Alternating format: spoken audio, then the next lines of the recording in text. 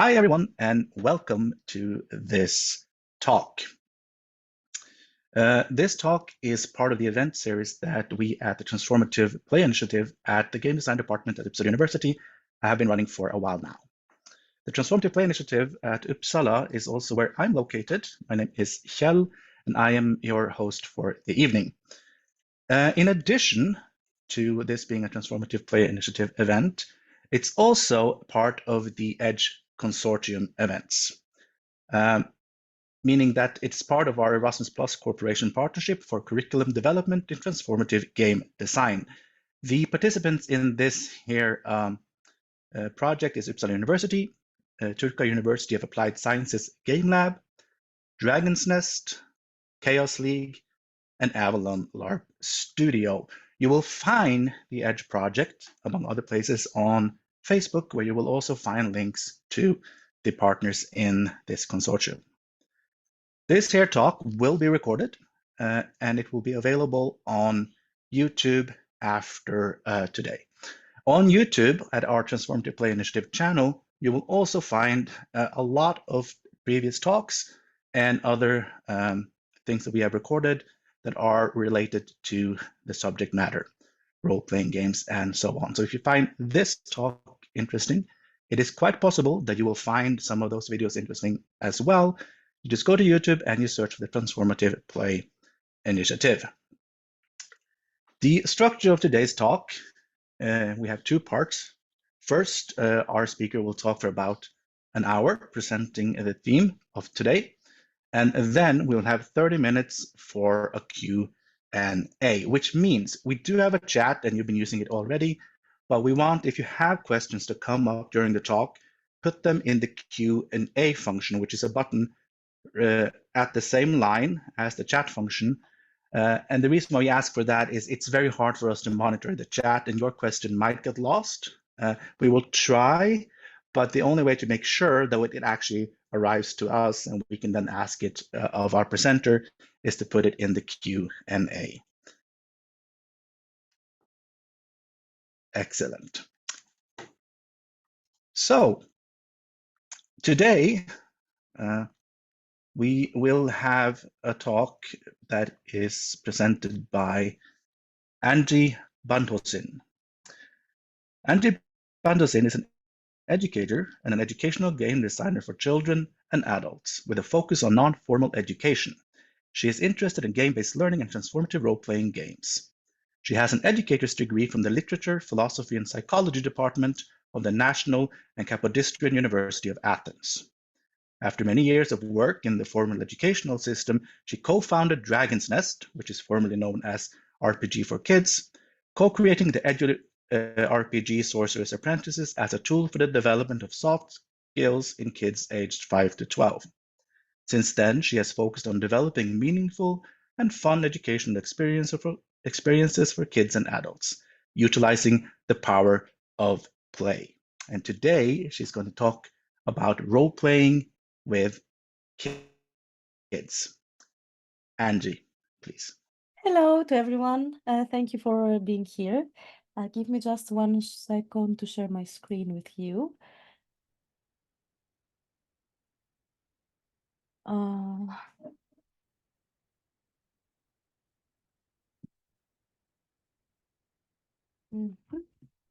Great. So first of all, I would like to welcome you. I would like to thank Sarah, Kel, and the Transformative Play Initiative for inviting me to talk.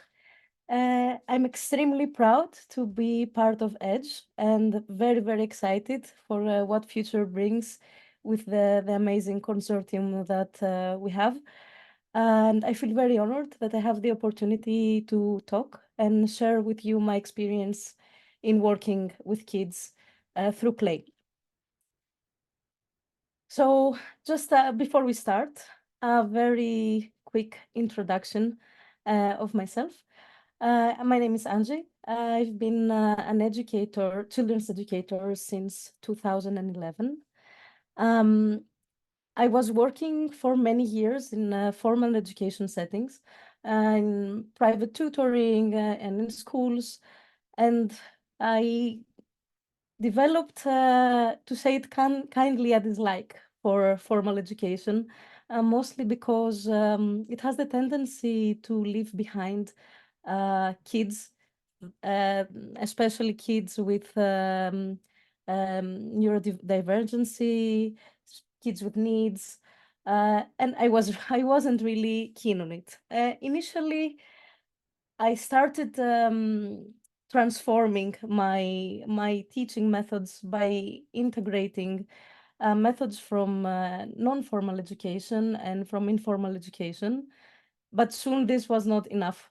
So with a group of friends, we co-created Dragon's Nest, which is an NGO that creates educational and transformative experiences for kids.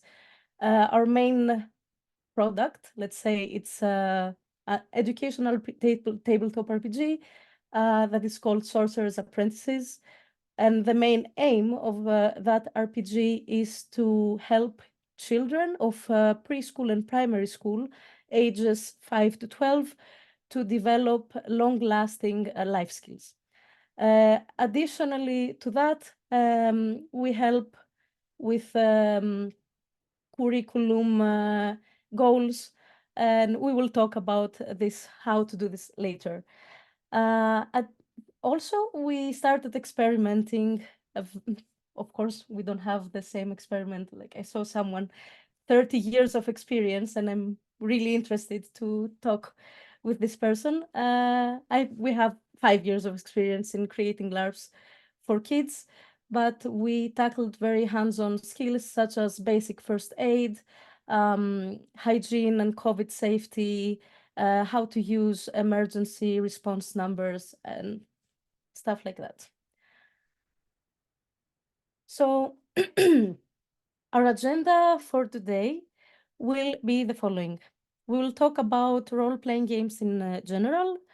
We will talk about role-playing games and learning, educational RPGs, types of educational RPGs, and how to design your own basic guidelines and rules. And very, very importantly, as you can see, it's a chapter on its own about safety.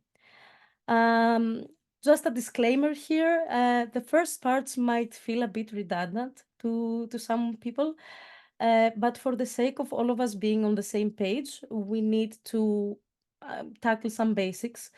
I will try to do it as quickly as possible and not bore you. Of course, if there are any questions in the process, please feel free to use the Q&A. We will have, in the end, 30 minutes to answer, and I will do my best to answer to whatever your questions might be. So, chapter 1, role-playing games.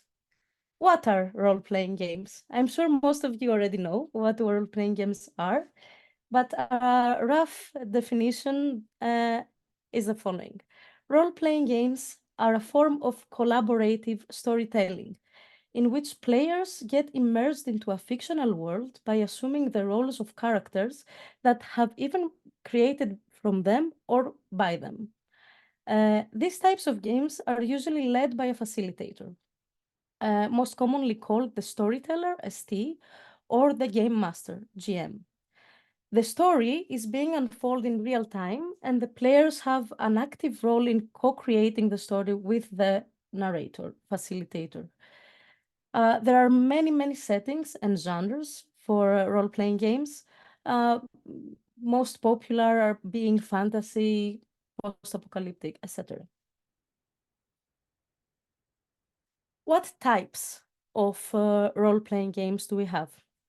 We have 3 types of role-playing games: digital role-playing games, tabletop role-playing games, and live-action role-playing games.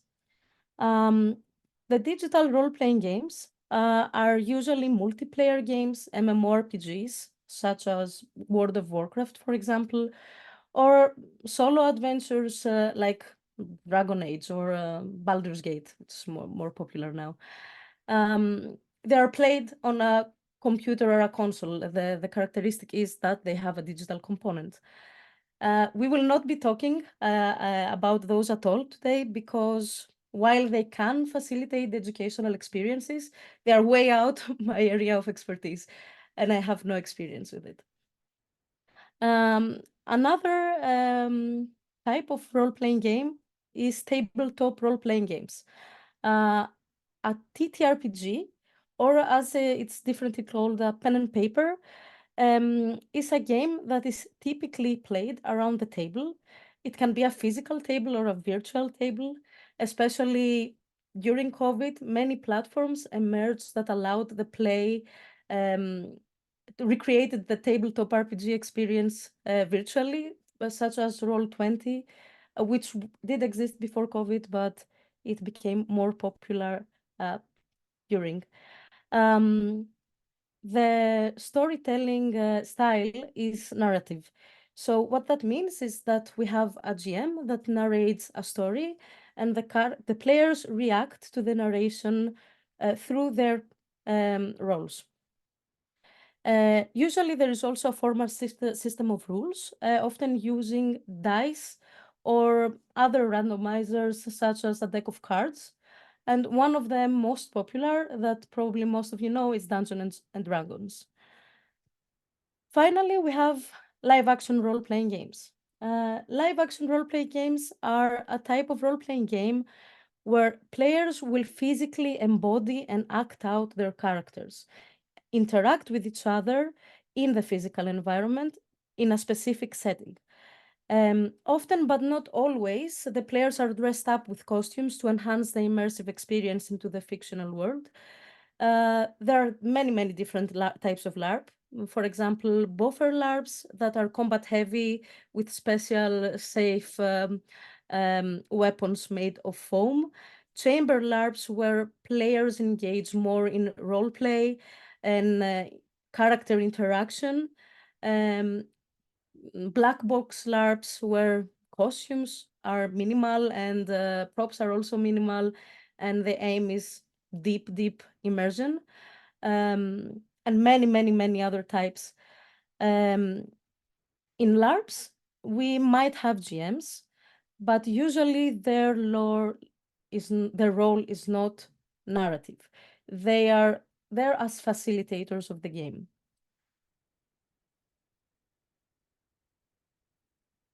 Sorry. So traditionally, role-playing games are being used for recreation. But now we will start exploring how they can be used as educational and transformative tools, specifically for kids. Keep in mind that in all the following things that we will talk about, the ages are from 5 to 12. We're not talking about teens, we're not talking about young adults, we're talking about kids of preschool and primary school level. So why can role-playing games be educational? Role-playing games inherently have some characteristics that make them great, great, great educational tools. First and foremost, we have the alibi. What is the alibi? The alibi means that the players, while role-playing their character, have the permission to act in ways or use skills that they wouldn't in normal everyday life. The magical thing about role-playing games is that they create a safe space, a safe environment for players to experiment. And they are allowed to make mistakes. They are allowed to make choices that don't make sense.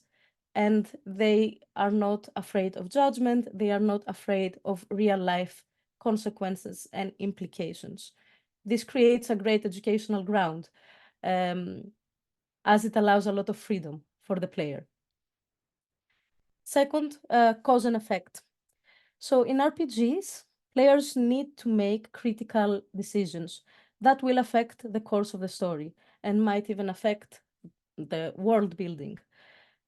This creates a cause and effect relationship between the player's actions and the impact these actions have in the fictional world that they are playing. Collaboration is an obvious one since they are playing in a team, which is often called a party. They need to communicate, they need to coordinate, they need to work together to achieve common goals.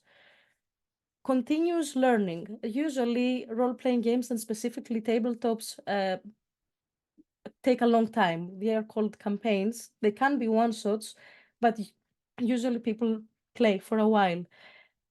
Because of that, we can have new challenges, we can have new skills challenges, the content can move progressively during the session, and that keeps players engaged. It keeps players curious, and they keep learning throughout the process of playing. Decision making is another obvious one, since players need to make very actively decisions that will affect the world, that will affect the game. And this fosters a sense of responsibility and helps the player practice real-life decision-making skills. Engagement. Role-playing games are very immersive. They are very heavily narrative, and they have the ability to create an environment where learning becomes a natural part of the player's experience. And on that, we have experiential learning.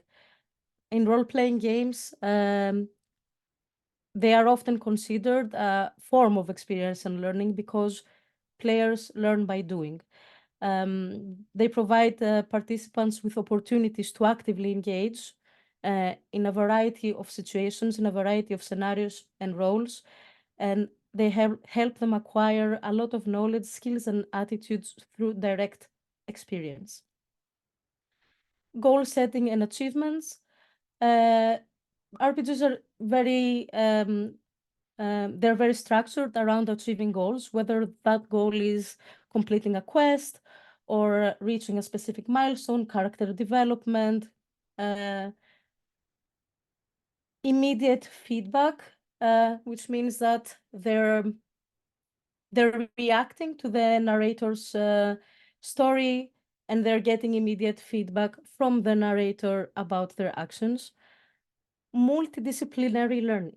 Role-playing games can incorporate a lot of disciplines such as literature, history, math, science, and they can incorporate those disciplines in the narratives and in the gameplay. And this allows a holistic learning experience. Out-of-the-box thinking is also an obvious one. Players will be faced with a lot of challenges, and often the answer is not obvious. You need to implement all your creativity and all your out-of-the-box thinking to get through a lot of situations. Anyone who has played an RPG knows what I'm talking about. And finally, problem solving. That's really connected to what we said above. What other learning objectives we can achieve? What we mentioned above are what are inherently connected to RPGs. But what other objectives can we achieve? Adaptability. I won't analyze each and every one of them because we will be talking for hours and hours. Attention to detail. This is an important one. The narrator will create intricate worlds with very rich lore and many details that might or might not be important for the plot. The players need to pay attention. Sometimes they even need to take notes because some of those things will possibly be important in the future. Creativity, critical thinking, contextual learning. What does that mean? RPGs present information within a specific context relevant to the game's narrative. This contextualization will make the learning more meaningful, more memorable for players, as they will apply knowledge in a practical way, but through play.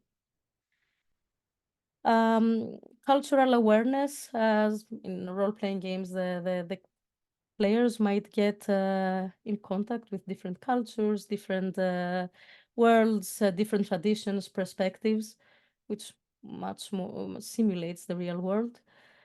Emotional regulation. RPGs provide us with a space, with a safe space where players can explore and display their characters' emotions as a response to various situations. This way, the players have the chance to identify and name the emotions that their character is feeling. And as such, it's helping them develop their own emotional regulation skills. Empathy. Through complex interactions with non-playing characters or NPCs, players engage emotionally, and also because of teamwork and the bonds that are created within the party, they are practicing their empathy in every session. Ethical decision making. They will be faced with many moral choices that will impact the course of the game. This can stimulate a lot of conversation about ethics, about morality, about philosophy, and you will be so surprised how kids engage in this type of conversations about what is wrong and what is right in their own language that might not seem philosophical, but if you really, really think about it, they do engage in this type of conversation, and it's an amazing moment. Exploration of self. Because of the alibi that we mentioned earlier, players have the opportunity to explore different aspects of themselves through the eyes of their own character. From exploring gender roles to practicing skills that they think they don't yet possess, role-playing games create an environment where players can experiment without fear of judgment and without real-life consequences. This is really important. Intrinsic motivation, leadership skills, mathematical thinking, like riddles, and or even if we take it to the very basics, like for traditional RPG, they have many numerical elements such as character stats, inventory, gold, calculating damage. But additional to that, we can think about puzzles, about riddles that will enhance their mathematical and cognitive skills. People do not realize that they're practicing math while they're playing role-playing games. Patience and persistence. Usually they need to complete a series of quests. They need to overcome challenges. They need to progress. And to achieve this progression, patience and persistence is necessary. They need to stick to long-term goals, and this needs a lot of patience, especially for kids. Reading and literacy, resource management, as we talked before, and time management, as they need to complete quests, explore, and progress the game in real time. Additionally, many role-playing games can be easily implemented in formal education to practice and achieve milestones connected to the official curriculum of each age group. So we can practice language skills. For example, let's say we want to practice English. The players can play a session in English. STEM, from science to math, history integration. If, for example, the game is designed with historical accuracy, and when the players are researching, they are learning historical elements of that period. Digital literacy, reading and language skills, especially younger children that are now engaging, like first graders or preschool, with the language. It's a really good way to practice. Even environmental awareness, cultural studies, as the designer can create can integrate real-life culture characteristics into, for example, a race that exists in the game. Social studies, politics, philosophy.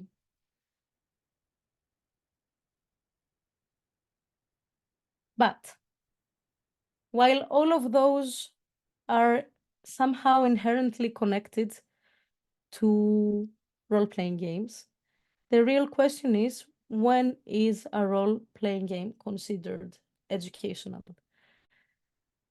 All role-playing games have some or more or all of those above characteristics and can achieve the learning objectives that we talked about earlier. But that doesn't mean that all role-playing games are educational. Spontaneous learning can happen in recreational play. But what makes a role-playing game educational are the following four.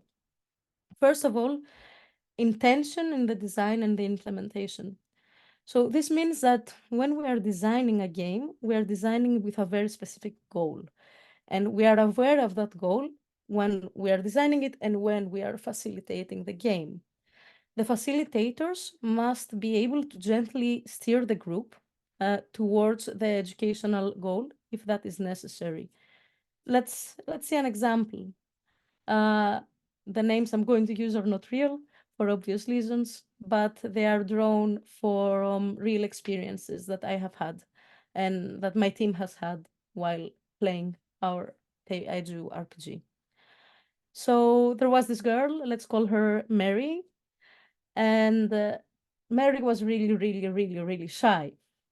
We have talked with her teachers, her mother, and this was a characteristic that was persistent forever. We really wanted to help Mary not being shy. So in this case, the educational goal is to help Mary speak up. The GM can tailor the game where Mary will need, for example, to negotiate in a hostage situation or whatever.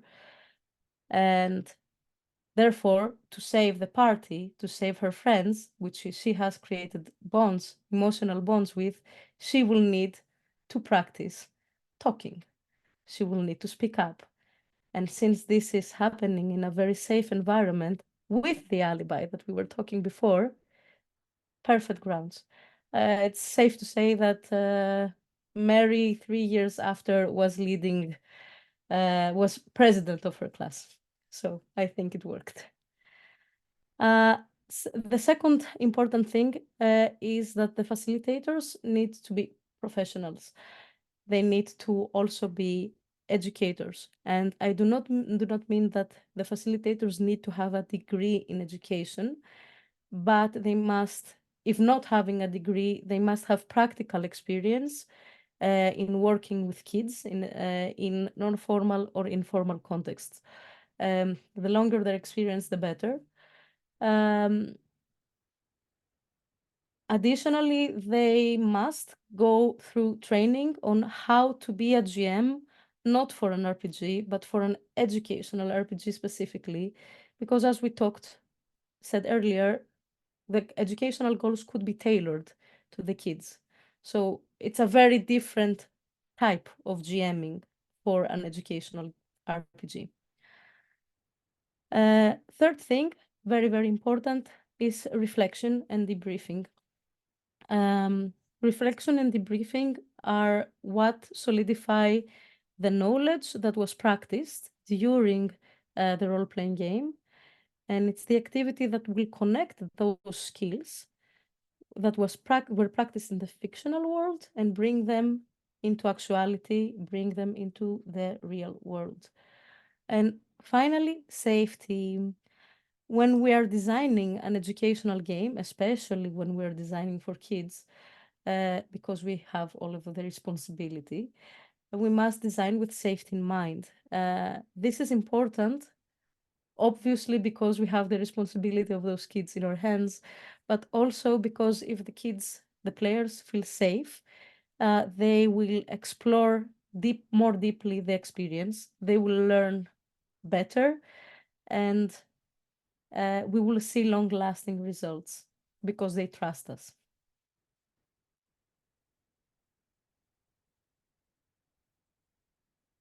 Moving on to chapter 3, we will talk about educational RPGs, and specifically we will talk about good practices first. These are practices that we are using in our implementation of our games. And they are the following. Facilitators, first of all, as we mentioned above, need to have background in education or background with working with children, and they must get the additional training on how to be a GM for an educational game. We will analyze the reasons more later when we will be talking about safety. Groups. The groups need to be small. That way, the game master, the facilitator, can give their full attention to each kid and make sure that the learning goals are being realized. Additionally, the kids must be either of the same age or maximum with 1 year age gap. This ensures that the kids will be in similar cognitive stages and that the learning objective can be achievable by everyone and that the setting is age appropriate for everyone. Communication and cooperation with caregivers and teachers. While the GMs will have the capability to identify the needs of each player and customize the content, to the needs of the group, to the needs of the players, they only see their players once per week. Teachers and caregivers engage with their kids daily. So communication and cooperation with them will ensure greater results. Obviously, this is not necessary, but as you can imagine, it will make the process better. Another example, real example, was a little boy that from our perspective as facilitators, he was doing great, he was engaging with the content, he was progressing, he was learning. And I think it was the 3-month mark where we had a meeting with his teacher and then with his mom. And they both informed us that he had lost confidence in his mathematical skills. The teacher told us that he was great in math, he was doing great, and suddenly he felt unmotivated and wasn't, even though he had the skills, he wasn't feeling as confident.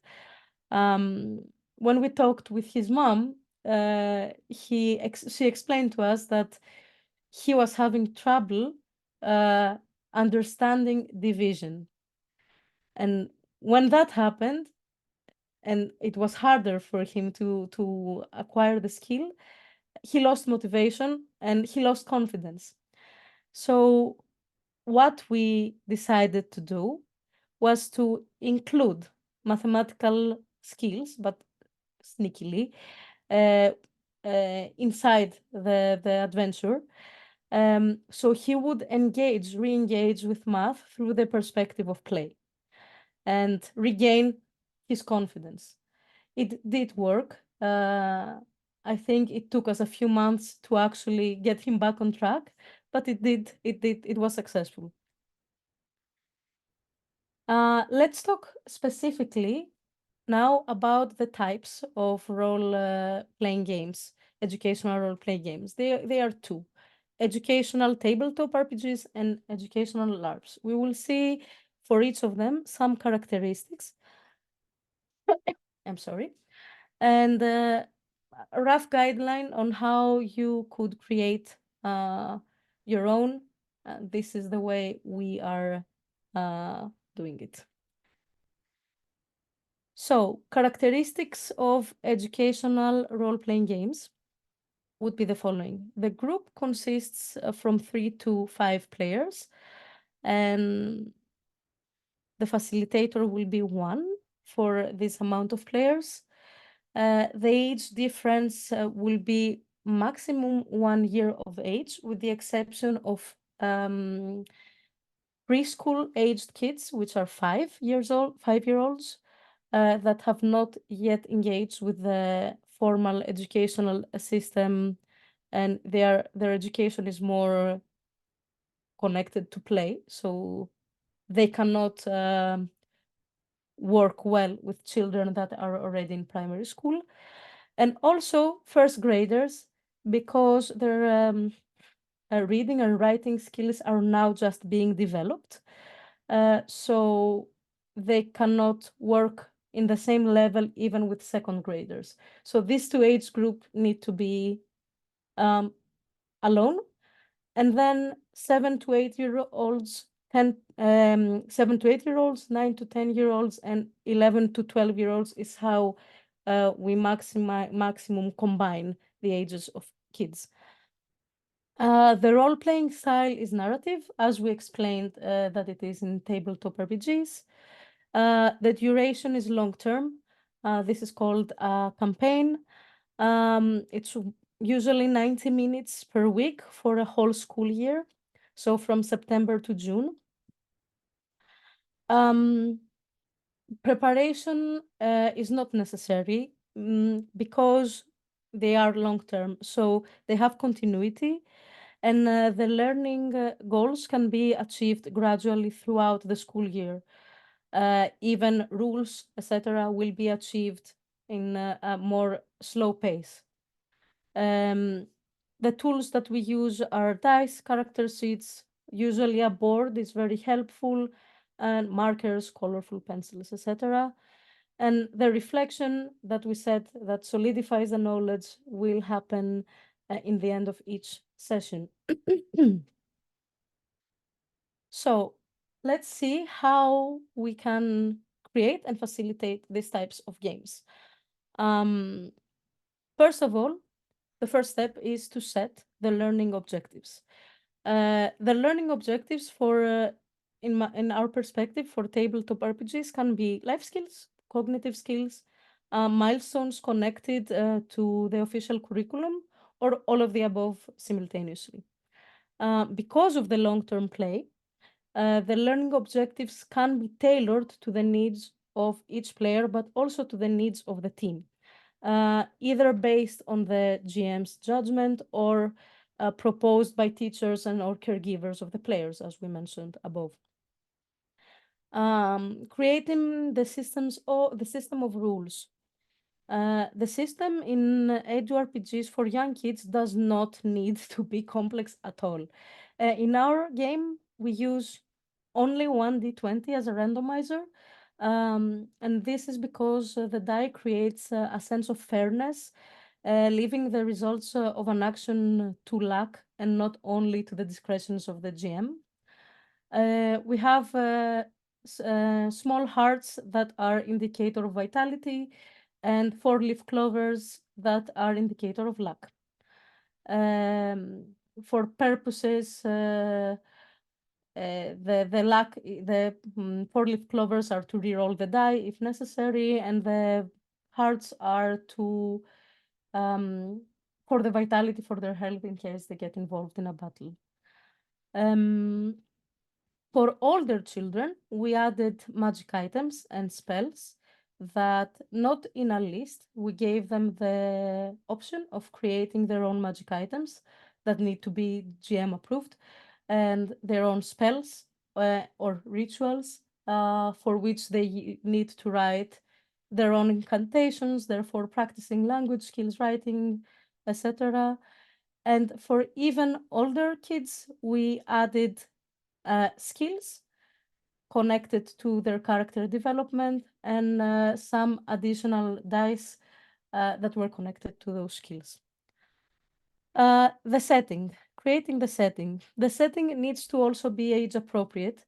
For example, like a post-apocalyptic, post-scarcity world wouldn't really be a good setting for a 5-year-old, I guess.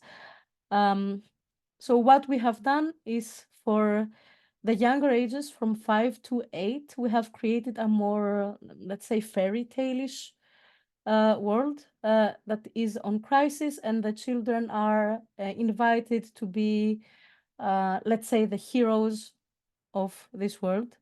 And from ages 9 to 12, they are transported in to the world of epic fantasy, which is more mature and vast, and you can imagine closer to the high fantasy settings that we are used to from D&D. Now, fairy tale-ish does not mean inherently that the children will not tackle issues that are deep. It just means that the depth of the exposure to said issues and the reflection will vary according to their age and their level of understanding. Creating NPCs. NPCs are non-playing characters that are the voice of the world through the narration of the GM. The players will interact with them, get quests, gain information, gain insight of the world, and create deep connections with them. They are the characters through which they will see the impact of their actions. The characters that will need to they will need to help, they will need to save, or that they are their adversaries. The game master is responsible of bringing these characters to life with different voices and mannerisms. Small advice: the younger players really would benefit from visuals. So, if, for example, you have a character that is, I don't know, an anthropomorphic owl, it would be nice if you give them a drawing of that so they can create it in their imagination. So it's really helpful to prepare some characters beforehand, so that the GMs will have time to prepare how they will act them out. As a general rule, it will be nice to have one or two characters that are characters of reference for the players, characters that they are their guides, let's say, into the world, that they will trust, and nothing that will happen to them, for creating a sense of stability. It's also very useful to create some 2 or 3 additional side characters with ready quests in case the GM needs to help the players engage. And finally, there needs to be one big bad evil guy that is probably untouchable. It's the guy that gives motivation to the whole campaign to happen, and a couple secret evil guys that they might discover or might not in the end, in the process of playing. The group contract. This is a really thing that we took from education. During the first session, the GM and the players sit down around the table and they co-create a group contract, which is a set of rules that everyone agrees and that are necessary for all the participants for them to have fun. During the next 4 or 5 sessions before starting play, we remind everyone about the contract. We read it again together, and after that, it inherently becomes a reality for the kids. We don't need to revisit them only if the rules are broken. Why do we do that? The kids will be much more inclined to follow the rules if they feel that they are the ones that set them. So what we want is to help the kids express what those rules will be. And most often, those rules is what we need to have a proper structure in the game. Content adjustment to the group's needs. After a few weeks, trust will have been developed between the GM and the players, and the GM will start recognizing slowly the needs of each player and also the needs of the team. At this point, it's good to have a meeting either with the caregivers, the teacher, if possible, or both, to to create a more holistic approach to help the child develop better.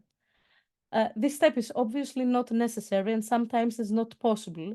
But for sure, if it's possible to be done, it will be better. Safety rules. It's important that kids know that if they feel uncomfortable, unsafe, scared, or overwhelmed at any time, they are allowed, with no judgment, to withdraw from the game. The thing is that kids might not be able to verbally express those needs. So this is where it becomes very crucial to have a GM with experience with children and have a small team. The GM must be able to recognize the signs and react accordingly to ensure the kid's emotional safety. An additional safety rule that we implement is that there needs to be a very clear distinction between the GM in-game and the GM out of game. That means that during play, the GM does not interact with the children with their natural self, with their natural voice, etc. In this way, when the GM actually talks to them with their natural self, it's really easy to disengage them and make them pay attention to the real world. And finally, we have the follow-up. After every session, we will allow 10 minutes to just sit and talk with the kids about what they learned, what their feelings are, what they experienced, their thoughts. And in the first week, the GM will need to facilitate this part with questions. And you will notice for sure that after a few weeks, this will happen on its own. The GM can actually be an observer while kids talk about those things openly because they have learned the process. Moving on to EduLarps. EduLarps will have, the group will be 4 to 10 players. The facilitators will be 2 to 3 for this amount of players. The age difference will be maximum 3 years. The role-playing style will be active and the duration will be 2 to 3 hours. This is called a one-shot. Preparation is necessary because of the nature of the game. Since the kids who will be playing a one-shots, the players need to be prepared for the content and for the safety rules and methods that are going to be used. The tools that we are going to use is props and costumes, and the reflection will consist of debriefing, and follow-up activities, if possible. So how to create and how to facilitate an EduLarp? First step, again, is setting the learning objectives. There is, for us, a big difference between the learning objectives of a TTRPG and the learning objectives of a LARP. With LARPs, we can tackle learning for more hands-on skills.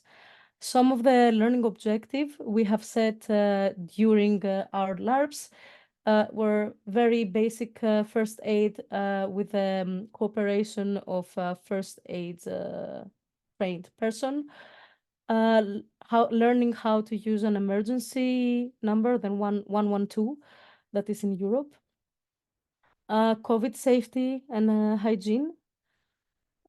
My tip is to keep it simple and age appropriate and to not go into complex and abstract ideas because they are not suitable for this age. LARPs for children of this age are closer, I would say, to simulations rather than the deep immersive play that we intend for adults. Creating the activities before LARP. So I said it's a one-shot, but I fooled you. It is not. What is a one-shot is the LARP itself. But since we want to ensure that all players have theoretical knowledge beforehand, we need to make a series of activities before, themed with the learning objective that we have set. Additionally, one of the activities should be the creations of the costumes, because the players will engage much easier if they have been involved in creating the costume of their character. And finally, No, sorry, that's it. Creating the setting, keep it simple and keep it fun. Children are naturally excellent LARPers. They engage very easily in pretend play in these ages. For example, the example of keeping it simple. We were exploring hygiene during COVID, and the children were explorers that were dressed as body cells, and they were observing how the microbes would enter and affect the body. The microbes were obviously NPCs that were doing mischievous things in the room that was the inside of the body. Then they needed to make decisions on how to protect the body based on what they have learned from the activities that we did the previous days. Important note is that we don't do the activities and the LARP the same day. This is too much for a kid. I would suggest a minimum of 2 days to do the activities and then 1 day only for the LARP.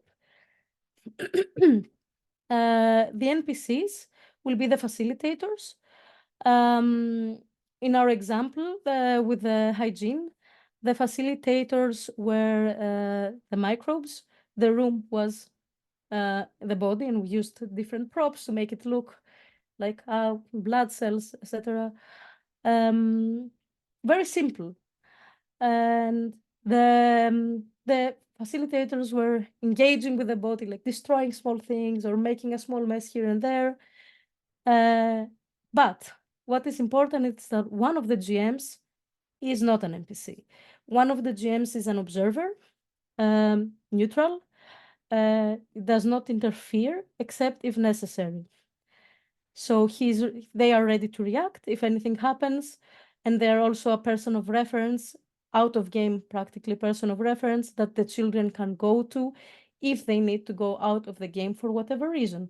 It might be because they were overwhelmed, it might be because they got hurt, or it might be just simply just because they want to go to the toilet. But there needs to be an out of game person that they can refer to at any given moment. And that's why we also have more facilitators in EduLARPs and not only one person. It's not possible. Safety rules.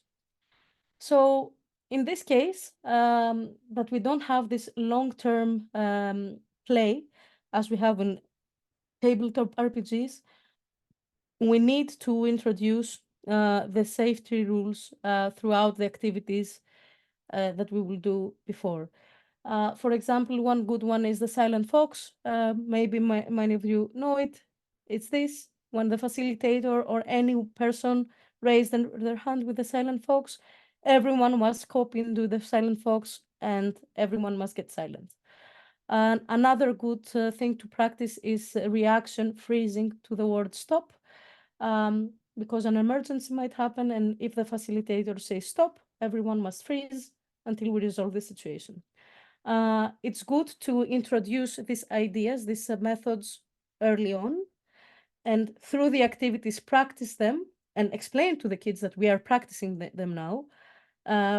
Just, for example, during the activity, just say stop and everyone must freeze. So if the time comes that it is actually needed, then it will be effective. Briefing, debriefing, and follow-up. So the briefing happens in the forms of the activities that we will do before the LARP. After the LARP, immediately after, the debriefing will happen. The GM must facilitate this debriefing with asking with questions towards the kids about their observations, their experience, and helping them connect the dots between what they experienced in the game and what they have been learning for the past days. Also, they can talk about their feelings, whoever wants to, and also their thoughts and comments if they have any. We never pressure anyone to talk, only if they want to, we can prompt them to. Final step, if it's possible to do so, it's a follow-up activity. That would happen a couple of weeks after, and it would be an activity to see if the knowledge that they practiced is consistent and they still remember the stuff that they were supposed to learn. Chapter 4, safety. This is, for me, one of the most important things we can talk about. I might sound a little bit conservative, but I'm team better safe than sorry. So, consent. It's an important thing to note that children cannot consent the same ways that adults can, because they cannot fully grasp the implications of their consent, even if we explain it to them in age-appropriate language and in as much detail as possible. They don't have the same grasp that we expect an adult would have. So we need to be really, really careful in what we are doing with them. Parents, caregivers, especially in the case of LARPs, for me, the first step is to always involve the parents as much as possible.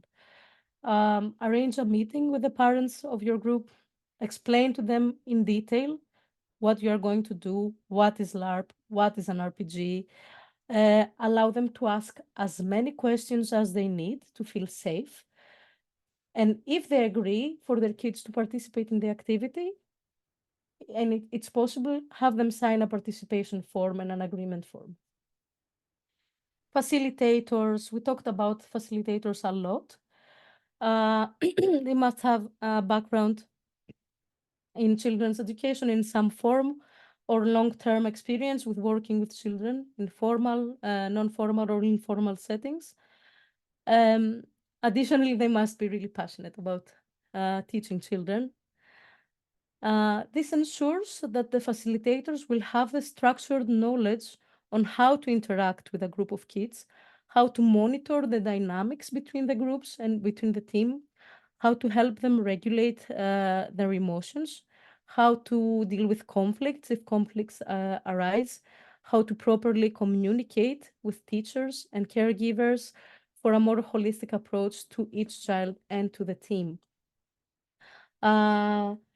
The ratio, as we talked about, was for tabletop RPGs, one facilitator per 3 to 5 children, so that the facilitator can have enough time and space to engage meaningfully with each player, connect with each player, build trust and communication paths, and customize the content to the needs of the group and its players. The ratio for EduLARP is 2 to 3 facilitator per 4 to 10 children. I don't suggest running a LARP with more than 10 kids simultaneously, especially of the younger ages. The reason we have a bigger ratio for the LARPs is that one facilitator must always be available, as we said, as a reference person. Content. While we want our children to develop life skills, and we certainly do not support lying to them or having them in a protective bubble until adulthood, we don't want to traumatize them in the process. We want them to stay curious, and we need to give them the building blocks so they are able to tackle all the difficult issues while growing up. There are ways to approach the same topics in age-appropriate ways. Let's take, for example, racism.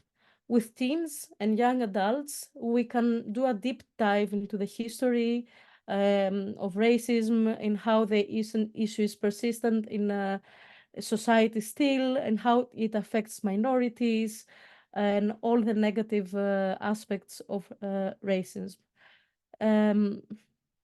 Could we have the same conversation with a 5-year-old? Of course.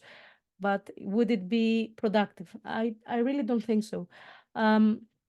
What we can safely do with a 5-year-old, with a 6-year-old, with a 10-year-old is to teach them about racism from the opposite way, teach them acceptance, curiosity for diversity, teach them to not judge, teach them to be tolerant about people around them that they don't look like them.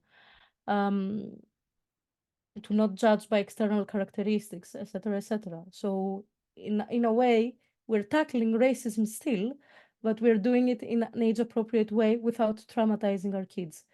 And of course, answer their questions, because they might be kids, but they're still little people. So we don't need to treat them as less. Immersion. What we have noticed in our games is that kids tend to be excellent in immersing themselves in whatever world we create for them, with little to none external push. The reason for this is that they naturally have very vibrant imagination, and they can easily engage into imaginary play, pretend play. The issue is that the younger the child is, the harder it is to actively differentiate between in-game and out-of-game character, in-game and out-of-game world. Um, Additionally, the rolling exercises do not really work on them in the same way that they work on adults, because they don't understand in rolling to begin with. Um, the safest way we have found to tackle this, that might sound very counterintuitive, because while designing LARPs for adults, this is totally the opposite of what we want to do, is to create a, let's say, dissonance between the in-game and out-of-game character, and between the in-game and out-of-game world. What does it mean? That, for example, the in-game world will not resemble at all the out-of-game world, and their characters, for example, will not be even humanoids. They might be animals. They might be fantastical creatures. They will not resemble themselves at all, creating like a distance between the in-game and out-of-game aspects. This will ensure that it will be much more easier for the kids to naturally de-roll without external help, and distinct the game from the reality.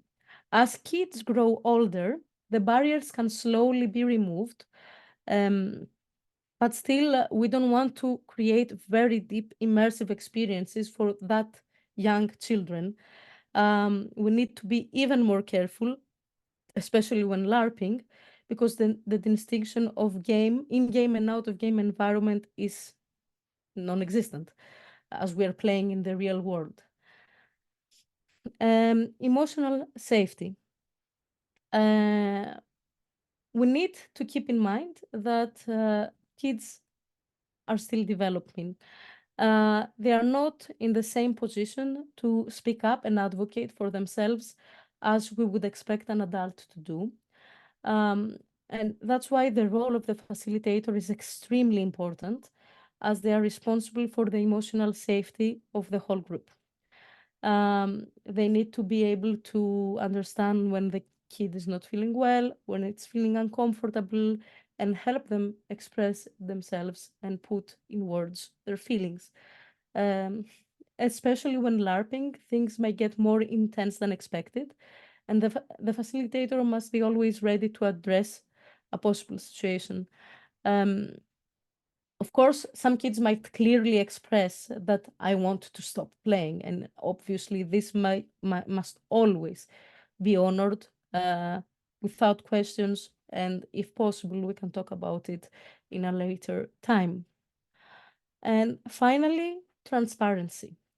Transparency is one of the most important safety rules, because it enhances trust and safety between us and the caregivers. It means that whatever happens, good or bad, we will report back and communicate it to the caregivers. We see the kids only once per week. They see their kids daily, but we still are responsible for what happens to them during the hours that we see them. Everything must be reported back, even if it's not good news, to the caregiver of the child, so they can be aware of the achievement, but also mishaps that might happen, and they can address both of them properly in the safety of their home.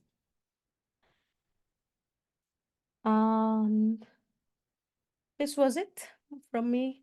I just noticed that my camera is really, really blurry, and I don't know why, but I'm open to questions if there are any. And thank you for taking the time and listening to what I had to say.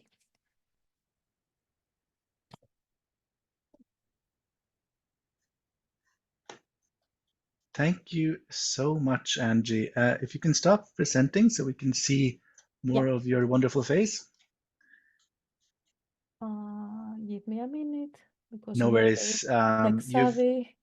Do not worry. You have accumulated quite a few questions.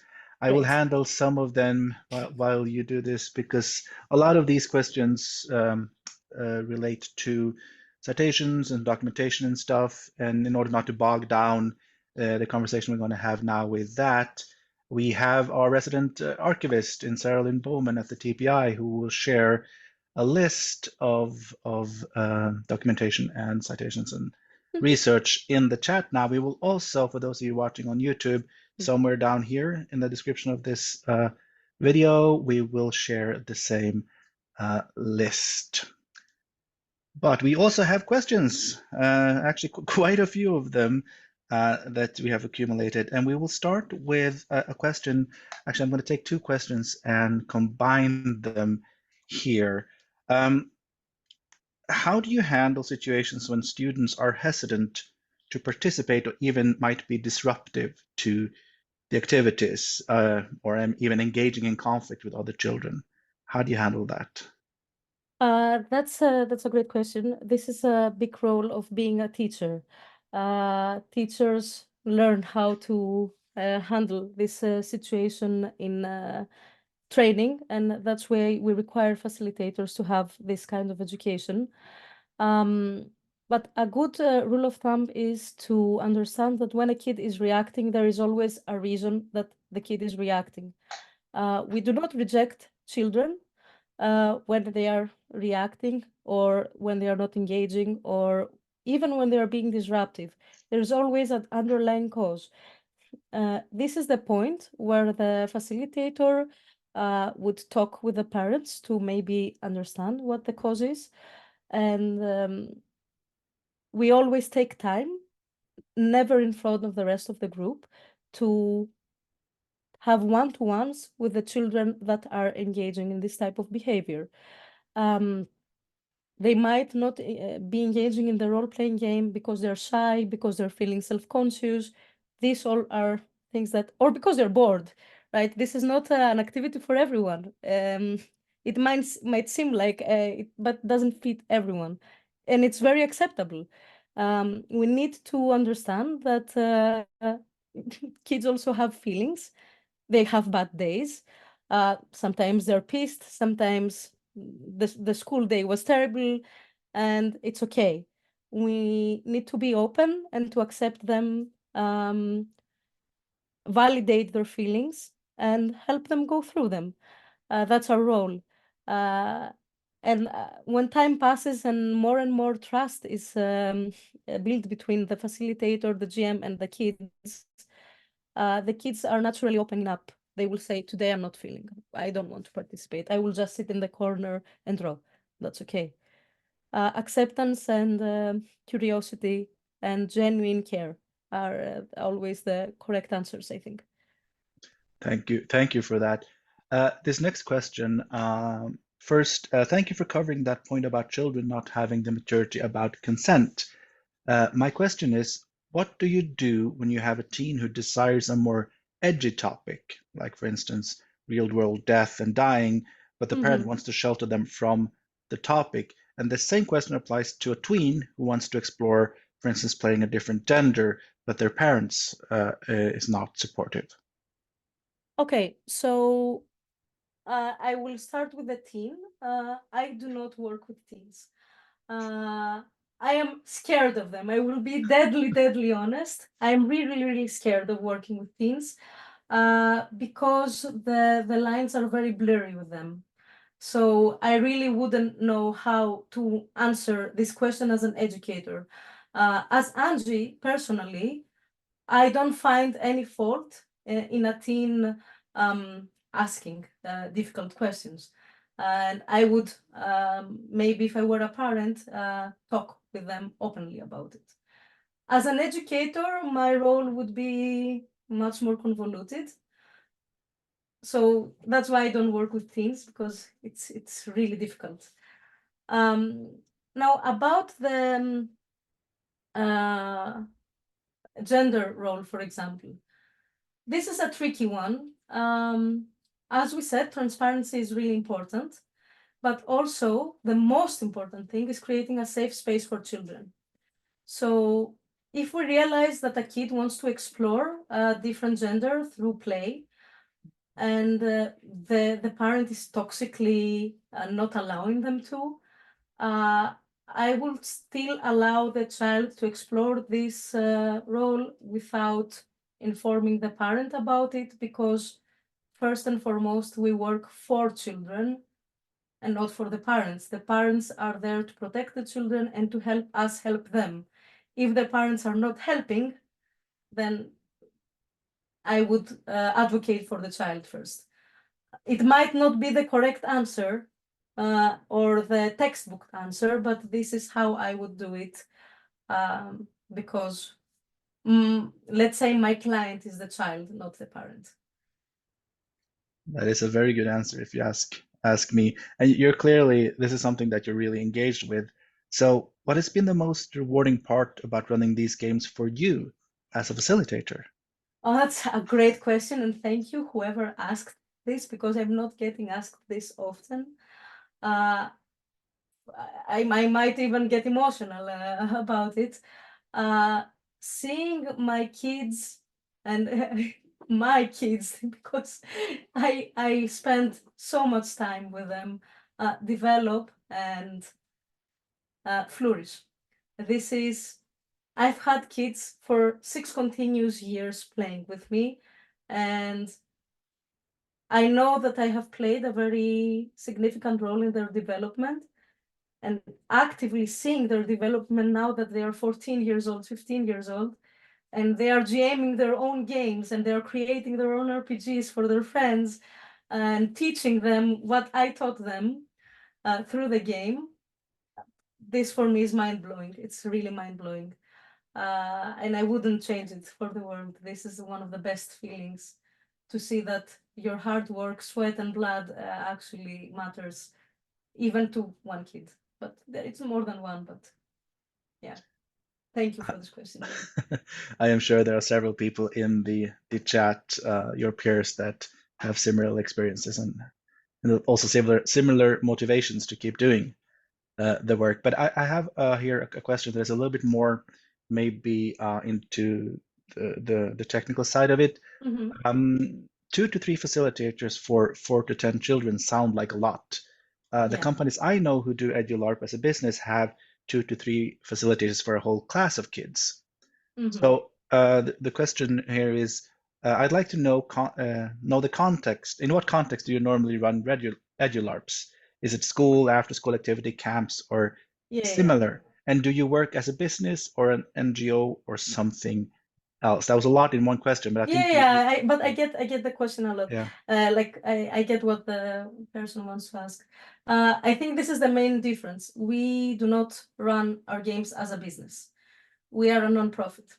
So while we do get some compensation, the compensation goes towards materials and the development of the non-profit itself.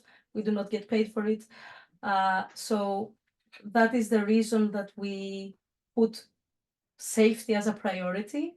And yes, it might seem like a big ratio, but there is a very good reason for that. As we said, there is the one person needs to always be out of game as a point of reference for anyone that might need to even go to the toilet to not break the rest of the game. And one person additionally would not be enough to monitor 10 very young children in the context of LARP, where for them is pretend play. They do not understand the LARP terms in the same way that we would do, and prevent situations or deal with situation if a situation arises. So imagine that you have 10 kids one facilitator is already out because one wants to go to the toilet, and one kid hits another kid, and you have only one facilitator left, who will take care of the rest 7 kids during the day. So 3 people, 2 to 3 people is the safest number I can think for 4 to 10 kids. I cannot imagine how people facilitate safely LARPs in whole classroom with only 3 facilitators. And where we facilitate our games, we used to have after school, let's say, a space with many rooms that we used for RPGs and for LARPs. So technically it's an after school activity, and we also use the facilities of schools in after school hours. Yeah, I think this is a question that keeps coming up because, of course, it's a question of resources, right? Yeah, I understand. And it's the key to unlock how do we get enough facilitators with the resources we have, because I think, of course, we would all want more, and you very eloquently point out what the reasons for that is. But since you do have a lot of facilitators, this next question is actually probably more into the matter there again. What to do if during the course of the campaign, despite the best efforts of the facilitator, one child is falling behind the group but wants to continue playing? How should we bring them up to speed with the rest of the group? That's totally okay. It's not a teaching lesson. It's not school. There is no falling behind. That does not exist. What that might mean that we might need to find different, more creative ways to address what we want to develop in for this kid. But the context of falling behind does not exist in role-playing games. The kids do not know that they are learning, right? The kids are here for the fun. We have created the game to help them learn through playing. They never know that they are learning actively. So they cannot even like feel the sense of falling behind, and there is no criteria even. There is no test. There is nothing to check like, aha, George is not doing very well. No.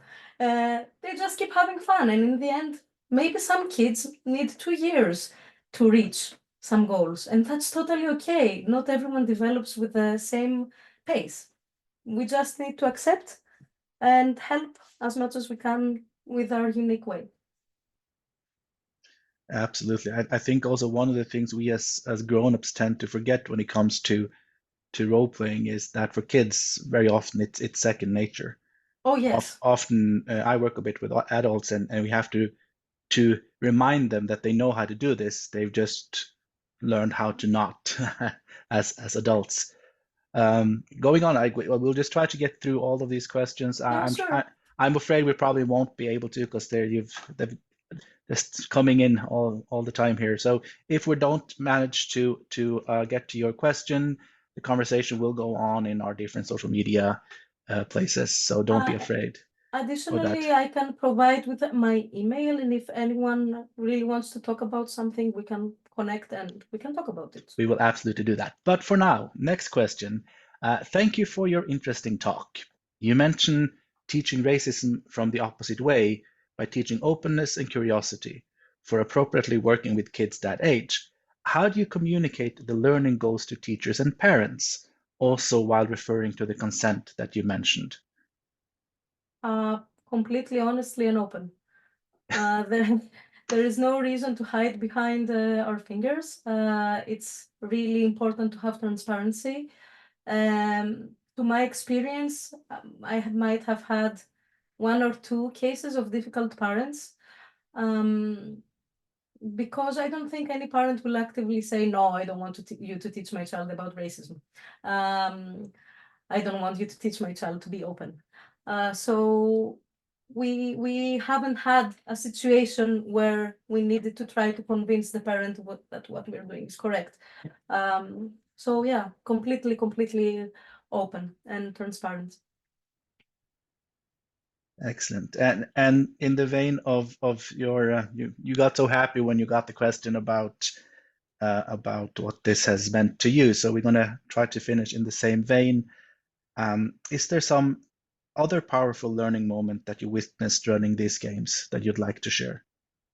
Yes. As I mentioned in the beginning, I have a big beef with the formal educational system because I've seen many children be left behind, especially neurodivergent children, children with needs, etc. So in one of my first groups, I had a little boy. He was 6 when I first got him in my team, and he was very obviously ADHD, undiagnosed, with very neglectful parents. So he was presenting, and the parents had freshly a baby. So he was also not the center of attention anymore. And he was presenting behaviors during school and during the RPG to gain attention that were very disruptive. He was trying to secure attention with any negative possible way. And what happened during our, it's one of the kids that I had for 4 years at least, if not 6. It's been a minute. One of the things that happened when he started feeling that, first of all, he doesn't need to have this type of behavior with me because he gets attention from me anyway, because the ratio is enough so I can pay attention to all the kids equally, and he doesn't need to negatively interact with me to get some form of time. He just flourished. When he saw that it's acceptable to talk and draw at the same time because your attention does not work the same way that a neurotypical kids work. He was he was in seventh heaven, and this kid was miserable and sad and very obviously distressed when we first got him, and now he is, I think, 14 years old, and I know he's doing because I still get news of them really well in school, and I'm so proud that I was able to impact him positively and see so many changes happen for him just because he took the love, care, and attention that he needed from one provider, because everyone else was punishing him because he was being really disruptive. I can understand how in the context of 20 kids, if you have a child screaming and running around, you will punish him. You will take him to the to call their parents. He's doing this and that. But in our context, these are acceptable. So this is one of my highlights of facilitating this type of games, and I don't think I will ever forget it. I always get a little bit emotional when I talk about this kid. Thank you for that powerful story, and it serves as a great reminder for many of us why we do this thing that we do. And also thank you for a wonderful talk, and thank you for answering our questions. And for you who's watching this, either now or in the future, if you enjoyed this talk, this talk and many similar will be available on YouTube at the Transformative Play Initiatives channel. There, you just go and search. By now, there's an archive over 100 videos, so you're sure to find something that piques your interest. Now, this video has been Role-Playing with Kids, presented by Angie Bandhoesingh, and it was brought to you by the EDGE Consortium. The EDGE Consortium is the Erasmus Cooperation Partnership for Curriculum Development in Transformative Game Design. The partners are Uppsala University, Turku University of Applied Sciences, Dragon's Nest, Chaos League, and Avalon Larp Studio. My name is Kjell Helgar Hugos. I am from the Transformative Play Initiative, and thank you so much for watching.